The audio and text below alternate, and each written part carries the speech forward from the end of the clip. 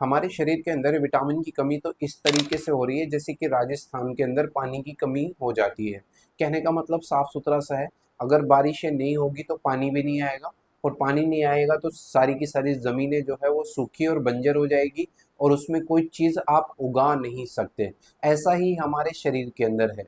अगर हम विटामिन्स का इस्तेमाल नहीं करते या फिर हरी सब्जियों का इस्तेमाल नहीं करते, खान पीन सही से नहीं रखते, हमारा लाइफ स्टाइल जो है बिल्कुल अलग हो गया है, तो उसकी वजह से हमारे शरीर के अंदर कैल्शियम, विटामिन, जिंक वगैरह की कमी जो है वो बहुत लेवल पर बढ़ती चली जाती है, जिसकी वजह से बहुत सारी जो बीमारियां हैं वो होनी शुरू हो जाती है।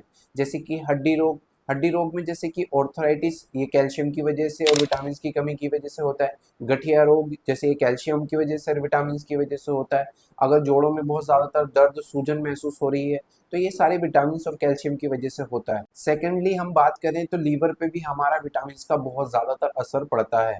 अगर हमारे शरीर के अंदर विटामिन की कमी हो जाती है तो उसका जो असर है वो लीवर पे भी पड़ता है। फैटी लीवर होने के चांसेस हो जाते हैं, लीवर सिरोसिस होने के चांसेस हो जाते हैं, पीलिया होना यानी कि जॉन्डिस होने के चांसेस हो जाते हैं। आपका हीमोग्लोबिन अगर सही से नहीं चलेगा, आपका लीवर जो हीमोग्लोबिन है वो सही से नहीं बनाएगा, यानी कि खून जो है वो सही से नहीं बनाएगा, तो हमारा लीवर जो हो डेंजरस एरिया में जा सकता है। थर्डली, अगर हमारे शरीर के अंदर विटामिन की कमी हो जाती है तो हमारी किडनी में भी बहुत ज़्यादातर प्रभाव देखने को मिलते हैं, जैसे कि पेशाब का बहुत कम आना, अगर आ भी रहा है तो बहुत ज़्यादा जलन महसूस होना और पीलापन देखने को मिलना, और यूटीआई इन्फेक्शन यानी कि यूरिनरी ट्रैक्ट इन्फेक्शन, ये होने के चांसेस हो जाते हैं।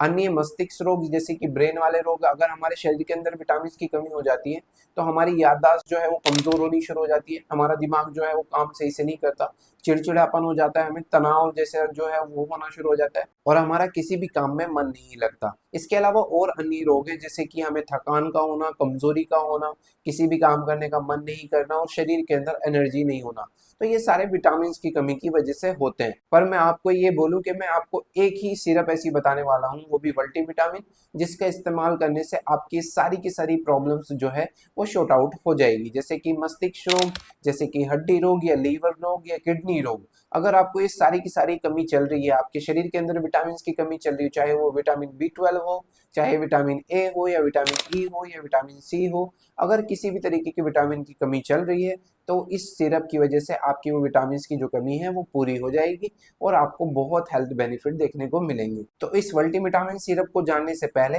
अगर आप इस चैनल पे पहली बार आए तो चैनल को सब्सक्राइब कर दीजिए, वीडियो को लाइक कर दीजिए। अगर आप लाइक करते तो उससे हौसला और कॉन्फिडेंट लेवल जो है वो बढ़ जाता है और अच्छी अच्छी रिसर्च करने का मन करता है। तो वीडियो को लाइक और चैनल को सब्सक्राइब जरूर करें। तो विदाउट एनी वेस्टिंग टाइम चलते हैं इस वीडियो की तरफ और जानते हैं कौन सा ऐसा बेस्ट मल्टीविटामिन सिरप है जिसकी मदद से आपकी सारी की सारी प्रॉब्लम्स जो है वो शॉर्ट आउट होने वाली है। तो मेरी लिस्ट में जो है वो है सिप्ला कंपनी का मैक्सरिच मल्टीविटामिन सिरप।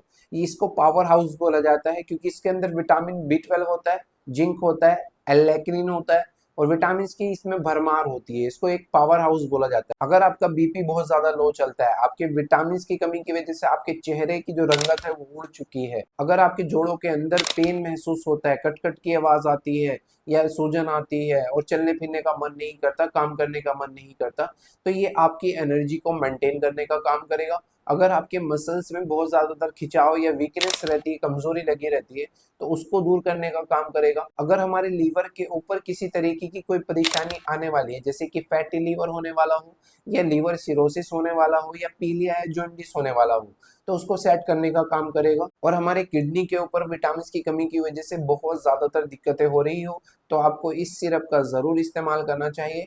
इसकी मदद से आपका हड्डी रोग जितना भी है, आपका लीवर रोग जितना भी है, आपकी किडनी रोग जो भी है वो कम्प्लीटली ठीक हो जाएगी। अदरवाइज आपकी इम्यूनिटी को ये बूस्टर करता है, आपकी याददाश्त के लिए अच्छा काम करता है, मेमोरी पावर को इनबिल्ड करता है, यानी कि एनर्जी को इनबिल्ड करेगा। अगर आपके ब्रेन में विटामिन की कमी हो गई है तो उसको सेट करने का काम करेगा। अदरवाइज अगर आपको थकान हो रही है, कमजोरी हो रही है, वीकनेस बहुत ज्यादा आ रही है, किसी भी काम करने का मन नहीं कर रहा, चिड़चिड़ापन रहते हैं, तब जाके आप इसका इस्तेमाल कर सकते हैं। इसकी मदद से आपकी थकान जो है वो कम्प्लीटली ठीक हो जाएगी, कमजोरी जो है वो कम्प्लीटली ठीक होनी शुरू हो जाएगी, शरीर के अंदर एनर्जी और पावर जो है वो देखने को मिलेगी और इसके बहुत ज्यादातर आपको हेल्थ बेनिफिट देखने को मिलेंगे।